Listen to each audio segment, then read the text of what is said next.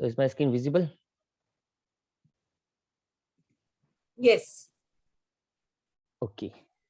So हमने कल पढ़ लिए थे अरिथमेटिक, जो भी स्पेलिंग होती है, अरिथमेटिक ऑपरेटर्स, ठीक है। और इसमें आते हैं plus, minus, multiply, divide and modulus.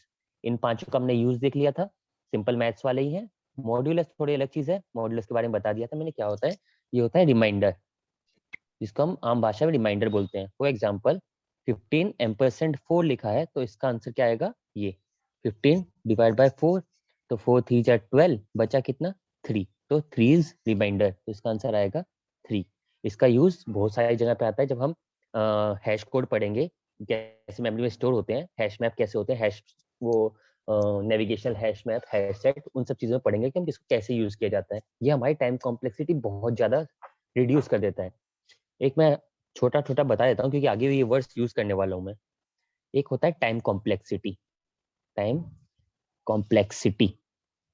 और कभी भी तुम पढ़ोगे आगे तक कोई भी टेक्नोलॉजी, तो उसके अंदर ये वर्ड्स बहुत ज्यादा इफेक्टिवली यूज होते हैं, time complexity and space complexity. Space complexity, complexity मतलब है कितना वो हार्ड है, मतलब कितना उसका स्ट्रक्चर कैसा है उसका। टाइम एंड स्पेस, ये चीजें मैं एक्सप्लेन करता हूँ। जब भी हम कोई प्रोग्राम बनाते हैं, कोई भी एक सॉफ्टवेयर बना रहे हैं, ठीक है, मान लो कि हम एक ऐप बना रहे हैं, ठीक है। इस ऐप के अंदर हमें मोटा मोटा वो बहुत सारी चीजें चाहिए होती हैं। इसके अंदर सिक्योरिटी चाहिए, अच्छा लुक एंड फील चाहिए, ये इजी टू एक्सेस हो, इजी टू अंडरस्टैंड हो। लेकिन एज अ प्रोग्रामर वो तो सारी सारी चीजें हो गई क्लाइंट के साइड की, एक क्लाइंट से तुमसे क्या क्या चेंजेस चाहता है। लेकिन एज अ प्रोग्रामर तुम्हें हमेशा दो चीजें बहुत ज्यादा फोकस करना चाहिए, एक होता है टाइम, एक होता है स्पेस। टाइम एंड स्पेस मतलब, अभी तुमने ऐप बनाया, ये ऐप अगर 5-7 MB का है, ठीक है, तो अच्छी बात है। लेकिन अगर तुमने बनाया 500-700 MB का, तो ये तो पहले डाउनलोड कोई नहीं करेगा, और कर लेगा तो उसका काफी बल्कि बहुत ज्यादा हो जाएगा। बल्कि मीन्स अगर कोई रेस 100 मीटर की, उसमें एक पतला सा आदमी दौड़ रहा है और एक बहुत मोटा सा आदमी दौड़ रहा है, तो ऑब्वियसली ये पतले वाला आदमी जल्दी रेस कंप्लीट कर लेगा। हम एवरेज कंडीशन ले रहे हैं, ठीक है, ऐसा नहीं कि इसको कोई बीमारी है या फिर ऐसा कुछ, नॉर्मल कंडीशन के अंदर ये आदमी पहले रेस कंप्लीट कर लेगा और इसको आदमी को टाइम लगेगा। तो हमें स्पेस कम करनी होती है, आदमी को पतला करना होता है, जितना पतला उतना तेज भाग सकता है, ठीक है। दूसरी चीज होती है टाइम, हमें टाइम रिड्यूस करना होता है, ठीक है, कि भाई कोई भी हम इसके अंदर हर एक चीज के लिए मल्टीपल फंक्शंस अवेलेबल है, ठीक है। अब मान लो कि एक आदमी को यहाँ से, ठीक है, इस जगह पहुंचना है। अब इसके दो रास्ते हैं, एक तो सीधा पहुंच जाए, और दूसरा है यहाँ से कहीं और पहुंचे, फिर वहां से कहीं और पहुंचे, फिर यहाँ से कहीं और पहुंचे, फिर यहाँ से कहीं और यहाँ पहुंचे। तो this thing will take more time. इसलिए हम हमेशा ये कोशिश करते हैं कि हमारा टाइम कम से कम यूज हो। इसलिए हम किसी भी कोड को छोटा और कॉम्पैक्ट करने की कोशिश करते हैं। तो उसके लिए हम बहुत सारी चीजें यूज करते हैं, जो हम आगे जाके देखेंगे, ठीक है। अब मान लो कि कोई बच्चा मल्टीप्लाई कर रहा है, ठीक है, सिंपल मल्टीप्लाई कर रहा है 23 × 15, ठीक है। अब एक बच्चा ऐसे मल्टीप्लाई कर रहा है, 3 5 जा 15, 5 इधर 1 कैरी, 5 2 जा 10 11, ये क्रॉस लगा के 23। अब उसने कैलकुलेट किया 5 4 और ये 3, ये किया, ठीक है। अब भी कर तो लिया इसने, आंसर इसका एकदम सही है। लेकिन अगर कोई आदमी इसका दिमाग लगाए, ठीक है, और इसको सोचे क्या 23 है, ठीक है, तो इंटू 10 कर दो, 230 हो गया, ठीक है। उसका 15 को इंटू 3 किया 45, ठीक है, और इसको प्लस किया तो इसका आ गया 475। इसका भी कुछ ऐसे ही आना चाहिए था, 475, ओ सॉरी, नहीं, कितना 275 आना चाहिए था इसका भी आंसर, उसका 275 जैसे ही आएगा। तो ये वाली टेक्निक आसान है। तो हमें हमेशा अपने कोड को कॉम्पैक्ट करने की कोशिश करनी चाहिए, उसको फास्ट एग्जीक्यूट करना चाहिए। आगे जाके जब हम पढ़ेंगे तो इसके बारे में पढ़ेंगे, कॉम्प्लेक्सिटीज के बारे में, कि ओ एन क्या होता है, ओ वन क्या होता है, ओ रूट एन क्या होता है, सॉरी, ओ रूट एन क्या होता है, ओ एन स्क्वायर क्या होता है, ओमेगा क्या होता है, थीटा क्या होता है, ठीक है। ये सारी चीजें पढ़ेंगे। लेकिन अभी हम ये समझ जाते हैं कि दो चीजें होती हैं, एक होती है स्पेस कॉम्प्लेक्सिटी, एक होता है टाइम कॉम्प्लेक्सिटी। हमें इन दोनों को रिड्यूस करना चाहिए।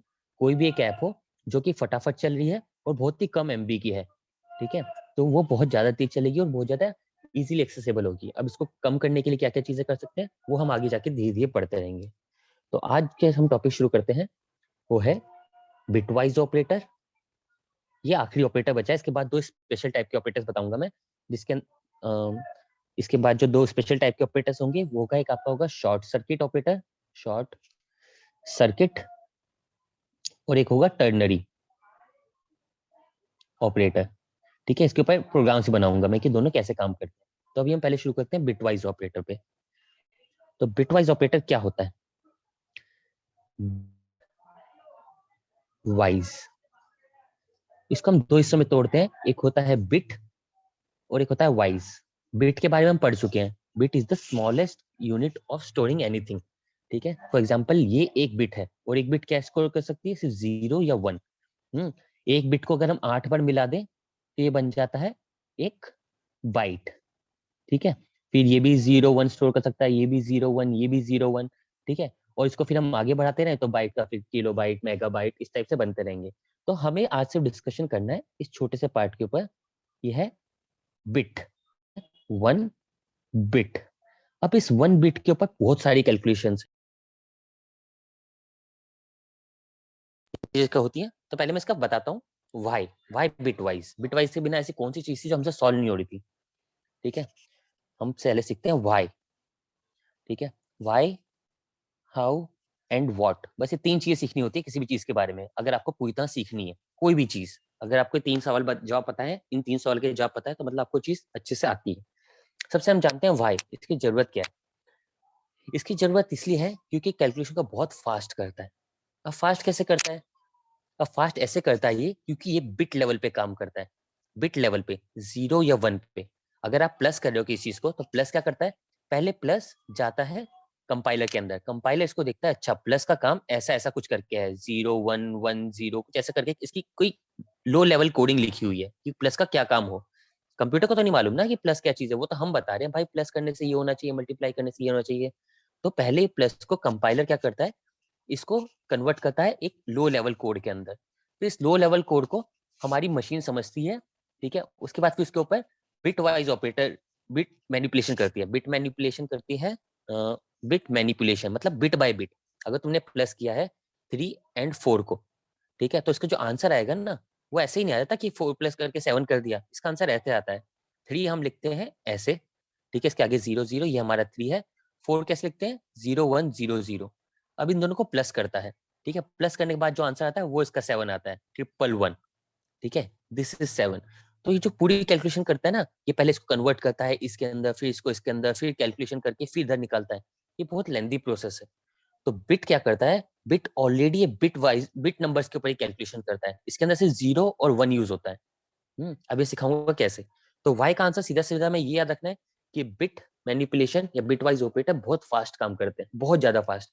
मतलब अगर आपका प्लस या माइनस का यूज कर रहे हो और इसकी जगह पे आप यूज कर रहे हो बिट ऑपरेटर्स, तो ये कम से कम 3000 टाइम्स फास्टर होता है बिट मैनिपुलेशन। हाँ, तो हमने ये समझ लिया कि जहां भी हमें फास्ट कैलकुलेशन करनी है, जब भी अपने ऐप को और फास्ट बनाना है, तो हम बिट मैनिपुलेशन यूज कर सकते हैं, बिट ऑपरेटर्स यूज कर सकते हैं। अब बिट ऑपरेटर्स के अंदर होते क्या है? ठीक है, ना वो होते हैं व्हाट के ऊपर कि क्या होते हैं बिट ऑपरेटर्स। बिट ऑपरेटर्स बस 3 होते हैं। एक होता है एम्परसेंड, इसको हम बोलते हैं एंड। ठीक है, दूसरा बिट बिट ऑपरेटर होता है, उसको बोलते हैं और। इसके अंदर एक पाइप टाइप का सिंबल होता है, ये और, ये आपके कंप्यूटर में होता है एंटर के ऊपर। ठीक है, शिफ्ट करके अगर ये दबाएंगे, अभी वो दिखाऊंगा कैसे आएगा। वहां पे आपको एक आइकन दिख रहा होगा, एक तो ऐसे होगा और एक ऐसे होगा। तो ये जो है इसको बोलते हैं पाइप। ठीक है, इसका ओरिजिनल नाम तो पता नहीं, हम सारे कोडिंग के अंदर इसको पाइप ही बोलते हैं। तो इसका मतलब होता है और जो तीसरा होता है वो होता है जोर। ये वाला बहुत इंपॉर्टेंट होता है जब आप कॉम्पिटेटिव प्रोग्रामिंग करोगे या फिर कभी अपनी नॉर्मल प्रोग्रामिंग भी करोगे। अगर आपने इसका जोर का आपको असली में पता लग गया ना, जोर कहाँ यूज होता है, तो ये आपके बहुत सारे कोड को बहुत फास्ट एग्जीक्यूट कर सकता है। मतलब अगर आपका नॉर्मल कोई ऑपरेटर उसको 3 सेकंड के अंदर सॉल्व कर रहा है, ठीक है, तो ये मुश्किल से 0.003 सेकंड के अंदर सॉल्व कर देगा। ठीक है, वो कैसे करेगा वो अभी हम देखेंगे। तो हमने ये सीख लिया कि कुल मिला के हमें इन 3 ऑपरेटर्स के बारे में पढ़ना है, इन 3 ऑपरेटर्स का काम देखना है कि क्या काम करते हैं, एंड, और जोर। तो हम सबसे पहले ये समझते हैं, कंप्यूटर लैंग्वेज के अंदर कंप्यूटर सिर्फ दो ही वर्ड समझता है, उसको पूरी कुछ भी नहीं आता, कुछ भी नहीं आता। इट इज अ सिंपल डम मशीन। इसको सिर्फ एक ही चीज पता है, एक कोई 0 चीज होती है, एक 1 होती है। 1 का मतलब होता है ऑन, 0 का मतलब होता है ऑफ। ठीक है, मतलब करंट जब आ रहा है, करंट अगर आ रहा है तो ऑन, नहीं आ रहा तो ऑफ। इसको ही कंप्यूटर को हम ऐसे ही समझा सकते हैं कि ये ट्रू है और ये है फॉल्स। ठीक है, करंट आ रहा है मतलब ट्रू, नहीं आ रहा तो फॉल्स। 1 जहां भी दिखाई दे उसका मतलब ट्रू होता है, 0 जहां भी दिखाई दे उसका फॉल्स होता है इसका मतलब। अब हम इसके ऊपर आगे पढ़ाई शुरू करते हैं। तो सबसे पहले मैं दिखाता हूँ कि एंड क्या काम करता है। एंड से पहले आपको समझना पड़ेगा ट्रुथ टेबल। Truth table. अब ट्रुथ टेबल क्या होता है? ट्रुथ टेबल के अंदर कुछ भी नहीं होता, 0 1 के कॉम्बिनेशन होते हैं। अब 0 1 के क्या कॉम्बिनेशन हो सकता है? अगर तुम्हारे पास ये दो ही चीजें हैं 0 1, तो इसके कॉम्बिनेशन हो सकते हैं 0 0, 0 1, 1 0 या 1 1। इसके अलावा तो कोई कॉम्बिनेशन नहीं हो सकता दो चीजों के अंदर। ठीक है, तो जैसे हम जानते हैं इसका मतलब है फॉल्स। 0 मतलब क्या है? फॉल्स। और इस वाले 0 का मतलब भी फॉल्स, इस वाले का भी फॉल्स, इस वाले 1 का ट्रू। इस 0 का मतलब फॉल्स, इसका ट्रू, इसका ट्रू और इसका ट्रू। हम्म तो अब एंड क्या काम करता है? अब हम एंड का काम सीखते हैं। एंड सिंपल लाइन बोलता है। एंड कहता है अगर दोनों चीजें 1 है तो आंसर आएगा 1। ठीक है, और अगर उनमें से एक भी 0 है तो आंसर आएगा 0। ठीक है, अब देखो इसके अंदर एक भी 0 है क्या? ये तो दोनों ही 0 है, तो उसका आंसर आएगा 0। मतलब फॉल्स एंड फॉल्स का आंसर आएगा 0। 0 एंड 1। ठीक है, अब इसके अंदर एक भी 0 है तो 0 आएगा, तो 0 एंड 1 का आंसर भी 0। इसके अंदर भी एक भी 0 है तो 0 आएगा। हाँ जी, एक 0 है, तो 1 एंड 0 इज 0। और 1 एंड 1 मतलब कि दोनों ही ट्रू है। ठीक है, तो इसके अंदर अगर हम एंड लगाएंगे, इसके अंदर एक भी 0 नहीं है, तो इसका आंसर आएगा 1। ठीक है, अब इसको हम एक बार उसके ऊपर समझते हैं, अपने आईडीई के ऊपर ये कैसे काम करता है। इसको अभी हम ये समझ रहे हैं बहुत बेस लेवल पे। ठीक है, 0 एंड 1 मान के चल रहे हैं, आगे जाके हम इनकी जगह कंडीशंस डालेंगे। ठीक है, कंडीशंस, इस जगह एक कंडीशन होगी और ये दोनों के बीच में चेक करेगा क्या ये दोनों कंडीशन सेटिस्फाई है। जब हम नेक्स्ट क्लास के अंदर पढ़ेंगे फ्लो कंट्रोल, जिसके अंदर आएगा हमारा while, do while loop, for each loop, for loop, if else वगैरह, तब हम इस 0 की जगह कंडीशन डाल देंगे। अभी हम बहुत बेसिक लेवल पे समझे कि 0 1, इसके आगे बहुत ज्यादा कुछ डाल सकते हैं इसके अंदर। तो अभी हम चलते हैं अपने आईडी के ऊपर और इधर जाके चालू करते हैं एक छोटा सा प्रोग्राम लिखना। New Java class bit wise operators. ठीक है, चलो अब हम सबसे पहले लिखते हैं पब्लिक स्टैटिक वॉइड मेन। इसके आगे हम लिखते हैं for example Boolean a is equal to true and Boolean b is equal to false. अब बुलियन क्या है इसके अंदर? बुलियन एक डाटा टाइप है। a क्या है? a एक वेरिएबल है। ठीक है, वेरिएबल का नाम a है, उसके अंदर क्या स्टोर्ड है? ट्रू स्टोर्ड है। अब अगर हम करना चाहें S out a ampersand b, और इसको हम रिटर्न करके देखते हैं इसका आंसर क्या आ रहा है। ठीक है, इसका आंसर आना क्या चाहिए, कोई बताए? False. चलो देखते हैं। Yup, correct, false.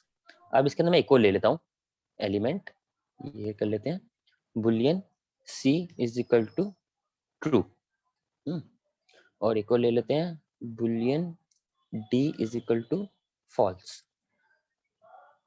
अभी हम जो ए और बी ले रहे हैं ना, ये आगे जाके कंडीशंस बन जाएंगी। सिर्फ ए और बी नहीं रहेंगे, इसके अंदर बहुत बड़ी बड़ी कंडीशंस डाल सकते हैं हम। वो कंडीशंस कैसे डालते हैं, क्या डालेंगे, वो हम फ्लो कंट्रोल में सीखेंगे। ठीक है, एक दो ऐसा आउट और कर लेते हैं जिसके अंदर A ampersand C S out B ampersand D. इसके आंसर्स क्या क्या होंगे आउटपुट? पहले का फॉल्स, दूसरे का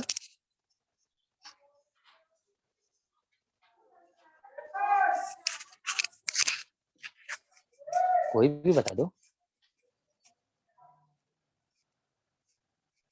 ओके, कंपाइलर ही बताएगा। तो दूसरे का आंसर ट्रू है और तीसरे का आंसर फॉल्स। अब इसको हम समझते हैं ऐसा क्यों है। क्योंकि इसके अंदर ए क्या है? ट्रू। ट्रू मीन्स 1, उसके आगे हम लगा दिया अपना एम्परसेंड, और दूसरा क्या है? B. B is false which is 0। अगले वाला अपना ए एंड सी दोनों क्या है? ट्रू एंड ट्रू, तो इसका आंसर आ गया 1। सीधा सिंपल रूल है, इसके अंदर 0 पावरफुल होता है, एंड के अंदर 0 पावरफुल होता है। जहां भी 0 आ गया वो 0 डोमिनेट करेगा, अगर 0 नहीं है तो फिर 1 की बात चलेगी। अब बी एंड डी दोनों ही फॉल्स है, तो इसका आंसर आ जाएगा फॉल्स। ठीक है, जहां भी जीरो है वहां पे फॉल्स आएगा। सो कंट्रोल एस, मैं लिख देता हूं इन एम्परसेंड जीरो इज पावरफुल। बस इतना याद रखना है। अगर आपको ये लाइन याद है कि एम्परसेंड के अंदर जीरो पावरफुल होता है तो आपका कोई भी क्वेश्चन यहाँ नहीं रुकेगा। अब हमने सीख लिया है एम्परसेंड के बारे में। इसमें किसी को डाउट? क्योंकि अगली दो चीजें सेम टू सेम ऐसी डिट्टो कॉपी होंगी, हल्का सा चेंज होगा। तो अगर किसी को इसमें डाउट है तो बिंदास पूछ सकता है।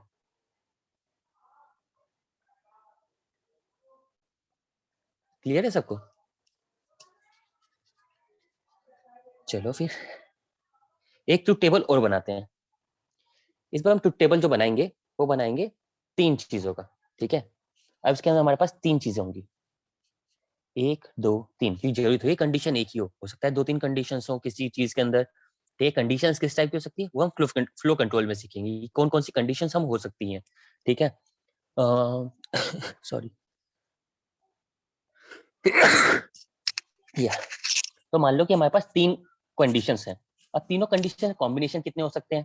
तो उसके लिए आना चाहिए परम्यूटेशन एंड कॉम्बिनेशन। ये तो मेरे से किसी को याद नहीं होगा क्योंकि हमने पढ़ा था 10th में, 11th में, या शायद किसी ने 12th में ही पढ़ लिया होगा। ठीक है, तो इतनी हमें चाहिए भी नहीं थी। परम्यूटेशन कॉम्बिनेशन में 10th 11th 12th में पढ़ी थी। हमारी पूरी कंप्यूटर साइंस सिर्फ 10वीं तक की नॉलेज के बहुत आराम से एग्जीक्यूट हो सकती है। तो अभी मैं बताता हूँ कि 3 के कितने कंडीशंस बनेंगे। हाँ, तो मान लो कि इसके अंदर सिंपल है, सबसे पहले सबके अंदर 0 0 रख लो। ठीक है, अगली वाली के अंदर 1 1 कर देना है। या फिर सीधा जब भी आपको ऐसा कोई टेबल बनाना हो ना कि 2 का बनाना है, 4 का बनाना है, 6 का बनाना है, बहुत सिंपल चीज है। सबसे पहले अगर आपको 2 का आता है तो 2 का बनाओ, 2 को याद रखो, 0 0 0 1 1 0 1 1। ये क्या है हमारा? ये हमारा 2 का है जो हम 2 के लिए बनाते हैं। अब इसी को आगे एक बार रिपीट कर दो 3 का बनाने के लिए। इसको क्या कर देंगे हम वापस रिपीट, 0 0 0 1 1 0 एंड 1 1। तो एग्जैक्ट इसी की रेप्लिका है ना। अब सीधा इसके आगे हमें एक चीज और लगा देनी है। यहाँ पे सबसे पहले 0 0 0 4, अब इसके आगे इधर लगा दिए 1 1 1 4। ठीक है, ये किसके लिए बना लिया हमने? ये हमने बना लिया कि मान लो 3 कंडीशंस है। अब 4 कंडीशंस के लिए क्या करना है? 4 कंडीशंस के लिए भी कुछ नहीं, हम सीधा इधर आए, ये लो इसको सिलेक्ट करते हैं,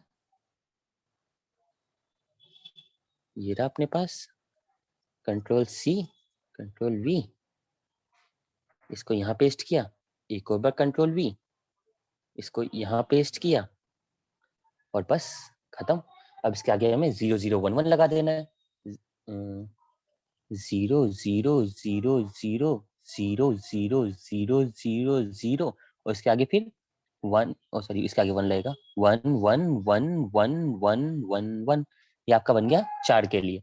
5 के लिए भी सेम, इसको इंटू 2 करो। ठीक है, उसके आगे इन सब के आगे 0 फिर 1 1 1। तो इस तरह से हम किसी का भी ट्रुथ टेबल बना सकते हैं। ये जो चीज हमने बनाई है ना, ये डायग्राम जो बनाया है 0 1 का, इसको बोला जाता है ट्रुथ टेबल। Truth table. ठीक है, चलो अब हमें इतना क्लियर है। तो अब हम एक ट्रुथ टेबल और बनाते हैं, हम सीखते हैं कि और कैसे काम करता है, जोर कैसे काम करता है। तो हमने सीख लिया एंड के अंदर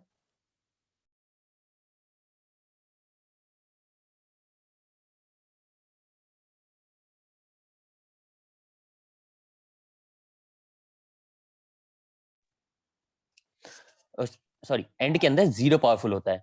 अब हमें सीखना है और दिखने में ऐसा होता है और इसके अंदर 1 पावरफुल होता है। ठीक है, ये है पावरफुल चीजें। ठीक है, अब इसका हम सीखते हैं। अब हम बनाएंगे ट्रुथ टेबल। तो ट्रुथ टेबल बनाते हैं, कंट्रोल डिलीट।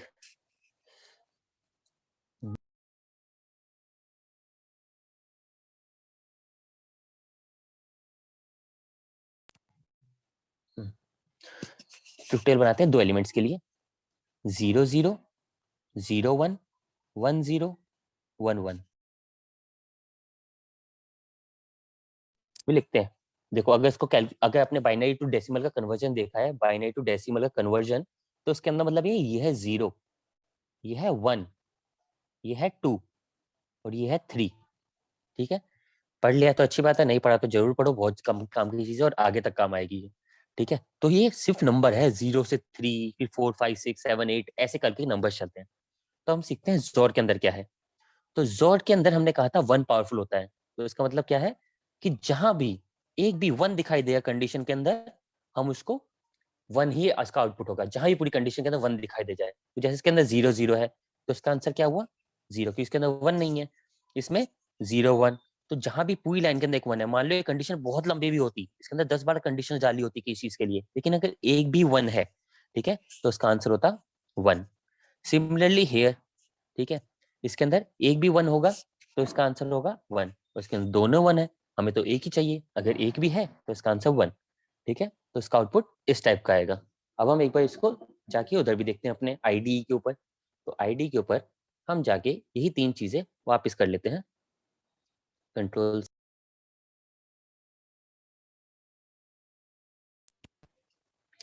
तो अब इसके अंदर हम यहाँ पे हटा के पाइप, इसके सारे इतने में आंसर सोचो, इतने में इसके अंदर एडिटिंग करता हूँ, इसके आउटपुट क्या होने चाहिए।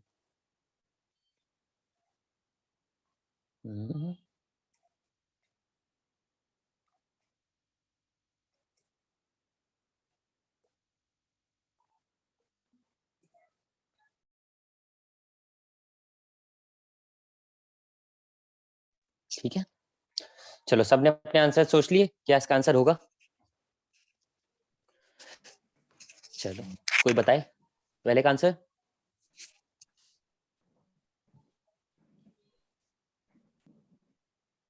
बताओ भाई।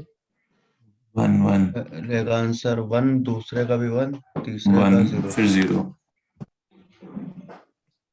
इसका आंसर कहा है 0 और इसका आंसर कहा है 1, इसका मतलब ट्रू ट्रू फॉल्स होना चाहिए इसका आंसर। देख लेते हैं, तो आंसर है ट्रू ट्रू फॉल्स। ठीक है, कंप्यूटर ने इसको 0 1 के लेवल पे इसको कंप्यूट किया, उसके बाद इसका आंसर प्रिंट कर दिया, ये रहा। तो ये भी हमें बहुत आसानी से समझ में आ गया, जिसके ज्यादा हार्ड था भी नहीं।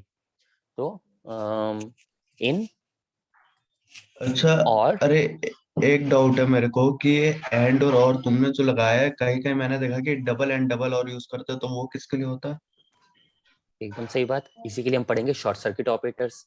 इसके बाद जो अगला टॉपिक है हमारा वो है short circuit operators. Short circuit operators के अंदर आते हैं तुम्हारे डबल एंड और डबल पॉट। तो वो ज्यादा यूजफुल होते हैं, ये मेरे को पता है। चलो ठीक है, चलो। ये हो गया हमारा और कंप्लीट। अब अगली चीज आती है हमारी जॉर। ठीक है, इसके अंदर अभी तक किसी को डाउट एंड और में नहीं? चलो बहुत बढ़िया बात है। अब अगली चीज हम सीखेंगे जॉर, इसको बोलते हैं जॉर। ठीक है, और इसके अंदर क्या पावरफुल होता है वो तो बाद में बताऊंगा, इसके अंदर होता क्या है वो पहले बताता हूँ। इस जोर के अंदर क्या होता है। जोर कहता है भाई मैं ट्रू तभी मानूंगा जब दो अलग अलग चीजें हो, इसको चाहिए अलग अलग। ठीक है, अगर अलग है कोई भी चीज तो मैं ट्रू हूं, अगर सारी सेम है, सेम पे ये देता है फॉल्स। सेम पे क्या देता है ये, फॉल्स। अब इसको हम देख लेते हैं कैसे काम करता है ये। ठीक है, तो अब हम बनाते हैं अपना ट्रूथ टेबल, जो हम शुरू से बनाते आ रहे हैं। ट्रूथ टेबल अभी बहुत छोटी चीज लग रही होगी, लेकिन आगे जाके इस ट्रूथ टेबल की बहुत ज्यादा वैल्यू होगी, इसलिए ये छोटी सी चीज बहुत अच्छे समझ में आनी चाहिए। तो ट्रूथ टेबल बना लेते हैं, 0 0 0 1 1 0 1 1, ये हमारा ट्रूथ टेबल तैयार है। अब इसके बीच में लगाना है जोर। जोर का आइकन ऐसा होता है, ये होती है कैप, ये होती है आपके 6 नंबर के ऊपर। हाँ, अगर आप अंदर नोट वो देखोगे, कीबोर्ड देखोगे तो आपको शिफ्ट और 6 तब दबाओगे तो उसके ऊपर आपका ये वाला आइकन आ जाएगा कैप वाला। तो अब ये क्या कहता है कि अगर दोनों चीजें सेम है, ठीक है, तो मैं दूंगा फॉल्स, सेम पे फॉल्स, तो इसका आंसर आएगा 0। क्या इसमें दोनों चीज सेम है? नहीं है, तो इसका आंसर आएगा अलग पे ट्रू। इसके अंदर फिर एक 1 एक 0 है, तो इसका आंसर फिर अलग है, तो इसका आंसर आ गया 1। और 1 और 1 इसका आंसर आ गया, दोनों सेम है तो 0। ठीक है, अभी हमें एक छोटी चीज लग रही है, जोर बहुत छोटी चीज है, लेकिन इसका जब रियल लाइफ में एग्जांपल देखेंगे ना, मैं इसका एक क्वेश्चन करके जब दिखाऊंगा, अभी नहीं दिखाऊंगा क्योंकि इसके अंदर बहुत सारी चीजें चाहिएंगी। उसके लिए आपको फॉर लूप्स आने चाहिए, उसके लिए आपको असाइनमेंट अच्छे से आना चाहिए, और जब उसके बाद में और टाइम कॉम्प्लेक्सिटी का पता होना चाहिए। तो जब ये 3 4 टॉपिक्स हम कवर कर लेंगे, उसके बाद आपको बताऊंगा कि जोर कितना पावरफुल चीज है, हमारे कितना सारा टाइम सेव कर सकता है, और कितना हमारे कोड को कितना इजी कर देता है। ये छोटी चीज जिसको हमने कभी यूज भी नहीं किया है, सिर्फ पढ़ने के अलावा थ्योरी के अंदर, ये बहुत इंपॉर्टेंट चीज है। तो हम जोर के लिए देखते हैं जाके अपने आईडी के ऊपर कि जोर कैसे काम करता है। तो फिर से हम सेम चीजें यहाँ उतार लेते हैं, इतने में सारे इसके आंसर सोच लेना, जो भी आंसर हो, और फिर हम उसके आंसर डिस्कस करेंगे। ये इसके लिए पावरफुल था, ये इसके लिए, और मैं जोल चेंज कर देता हूँ।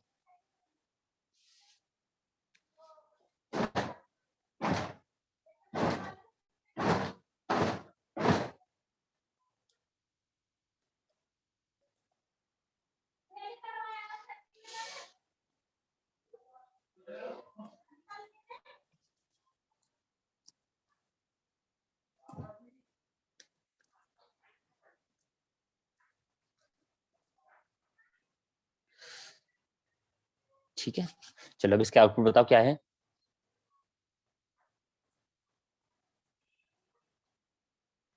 इसका आउटपुट ट्रू ट्रू, इसका output false, false false false, इसका output false false, true true sorry true नहीं फॉल्स होगा भाई, सेम के लिए 0।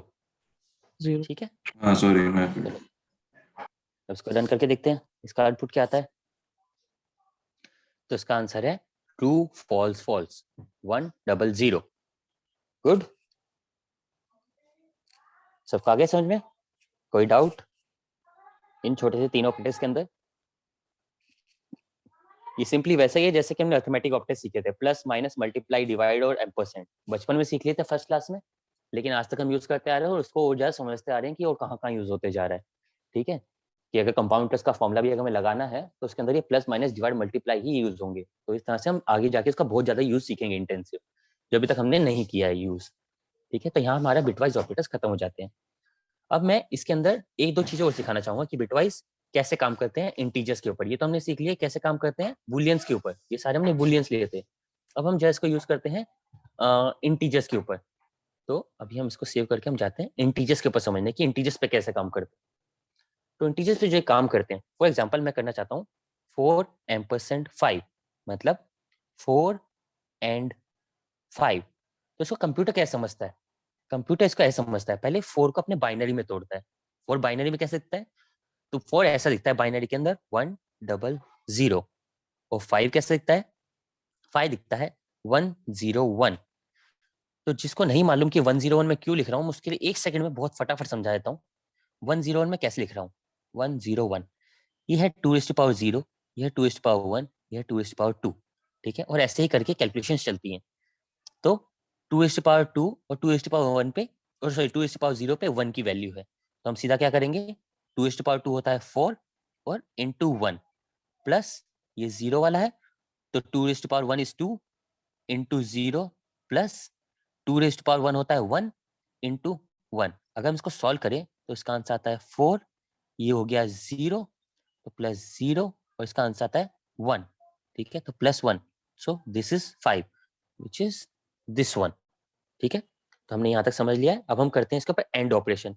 और एंड ऑपरेशन के लिए क्या करना है हमें, हम करेंगे कंट्रोल डिलीट और 4 % 5 करना है। हमने 4 लिख लेते हैं 100, और उसके अंदर हम लिख लेते हैं 101, और हमें एंड लगाना है। तो एंड कह सकता है बिट बाय बिट, तो 0 और 1।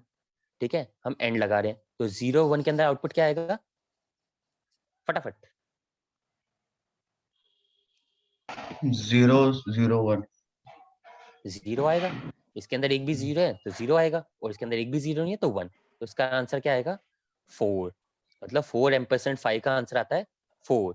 अब सिमिलरली मैं इसको इधर भी करके दिखाता हूँ।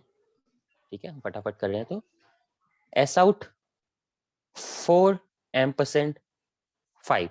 ठीक है, कोई एरर नहीं है। अब हम इसको रन करके देखते हैं। चलो भाई रन हो जाओ, आउट से बताओ। तो 4 % 5 का आंसर है 4। हमने सीख लिया कैसे है। ठीक है, कभी आपके सामने से कोड लिखा है, इंटरव्यूअर पूछे कि चलो इसका आंसर बताओ, तो इसका आंसर कैसे कैलकुलेट करके क्या आएगा 4। वो कैसे कैलकुलेशन होती है वो हम सीख चुके हैं। अब हम सीखेंगे और। ठीक है, अब मैं सेम क्वेश्चन दे दूं 4 और 5। तो इसके लिए क्या करना है मुझे, पहले 4 को कन्वर्ट करूंगा 100, फिर 5 को कन्वर्ट करूंगा 101, और इसके ऊपर लाऊंगा मैं अपना और ऑपरेशन, और मैं इसको करूंगा। तो इसके अंदर क्या होता है 1 पावरफुल होता है, तो जहां भी 1 आया मैंने लिख दिया 1। इसके अंदर 1 है ही नहीं तो 0, उसके अंदर तो दोनों ही 1 है, फर्क नहीं पड़ता, एक ही 1 चाहिए मैं तो 101 विच इज 5। ठीक है, अब हम इधर जाके 5 को प्रिंट करा के देखते हैं, मतलब ये चीज सेम, कंट्रोल सी, और इधर जाके हमने की कंट्रोल वी, और ये लगा दिया हमने बीच में पाइप, सॉरी ये पाइप। तो इसका आंसर हमने जो कैलकुलेशन किया उसके सबसे 5 आना चाहिए। अब कंपाइलर देखते हैं क्या बोलता है। कंपाइलर भी कह रहा है कि सही कह रहे हो, 5 आना चाहिए। अब हम करते हैं लास्ट वाला ऑपरेशन जो है जोर। तो अगर हम कर रहे हैं 4 जोर 5, फिर से सेम चीज करनी है। अब 4 की जगह 4000 हो, 900 हो, 8000 हो, कोई मतलब नहीं है, सबकी प्रोसेस सेम रहेगी। ठीक है, तो 4 वाला करते हैं 100, और यहाँ पे आ गया आपका 101। इसमें सिंपल है कि अगर अलग अलग है तो ट्रू, सेम है तो फॉल्स। तो ये अलग अलग है, 0 1 अलग अलग है तो इसका आंसर ट्रू, ये दोनों सेम है तो फॉल्स, ये दोनों सेम है तो फॉल्स। तो इसका आंसर क्या आना चाहिए? 1। एक बार हम करके भी देख लेते हैं क्या ऐसा हो रहा है। तो हम आते हैं इधर, इधर कंट्रोल वी, और ये हमने किया जोर, तो इसका आंसर हमारा आना चाहिए 1। सही जवाब 1 आना चाहिए, 1 आया है। तो हमने बिटवाइज ऑपरेटर सीख लिए दोनों चीजों के ऊपर, बुलियंस के ऊपर भी और इंटीजर्स के ऊपर भी। सो बिटवाइज ऑपरेटर्स दोनों पे लग सकते हैं, इंटीजर्स और बुलियंस बोथ। ओके, ठीक है, यहां तक किसी कोई डाउट? कोई भी? नहीं। ठीक है, तब हम अगली चीज करते हैं। एक ये सिंबल कभी देखा होगा आपने, ये कभी यूज शायद किया हो ना किया हो। ठीक है, इसको बोलते हैं टिल्ड। ठीक है, इसको वैसे बोला जाता है बिटवाइज यूनरी कॉम्प्लीमेंट। ठीक है, कॉम्प्लीमेंट। अब इसका क्या काम होता है? इसका काम सिर्फ एक होता है कि ये बिट्स फ्लिप कर देता है। बिट्स फ्लिप कर देता है मतलब मान लो कि तुमने एक ऐसा नंबर लिखा है, ठीक है, 10001। तो अगर तुम इसके आगे टिल्ड लगा दोगे तो ये कंपाइलर में कैसे स्टोर होगा? 1 का 0 हो जाएगा, 0 का 1, 0 का 1, 0 का 1, 1 का 1। इसका आउटपुट क्या हो जाएगा? 0 1 1 1 0। तो ये क्या करता है? ये हर बिट को फ्लिप कर देता है। बिट वाइज मतलब बिट को, सिर्फ ये बिट के ऊपर ऑपरेशन करता है। यूनरी मतलब हर एक बिट के ऊपर, और कॉम्प्लीमेंट मतलब होता है उल्टा, उल्टा कर देता है। ठीक है, तो ये हर बिट को उल्टा कर देता है, ये टिल्ड, इसको बोलते हैं बिटवाइज यूनरी कॉम्प्लीमेंट। इसको हम आगे जाके जब प्रोग्राम्स बनाएंगे तब यूज करेंगे। अब एक छोटी चीज और रह गई है इस टॉपिक के अंदर, बिटवाइज के अंदर, फिर बिटवाइज कंप्लीट हो जाएगा, फिर हम पढ़ेंगे शॉर्ट सर्किट की तरह। तो बिटवाइज के अंदर एक चीज और रह गई है, ये देखा होगा तुम लोगों ने, इसको बोलते हैं एक्सक्लेमेटरी साइन। साइन इंग्लिश में, हमारे यहाँ पे इसको बोला जाता है कंप्यूटर लैंग्वेज के अंदर बुलियन कॉम्प्लीमेंट। और ये क्या करता है?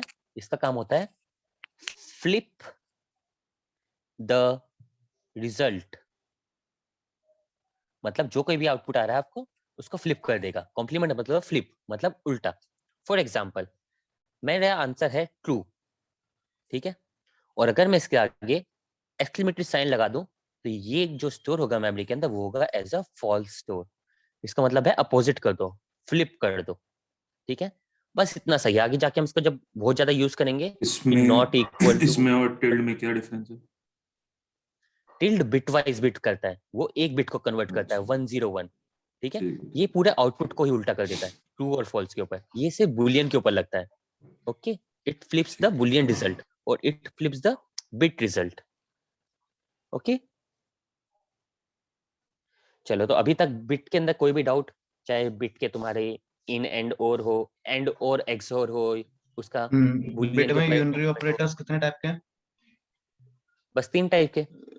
एम्परसेंड, ये नहीं नहीं नहीं नहीं नहीं, वो यूनरी यूनरी जो तूने अभी बताया था कि एक बिट को चेंज कर देता है।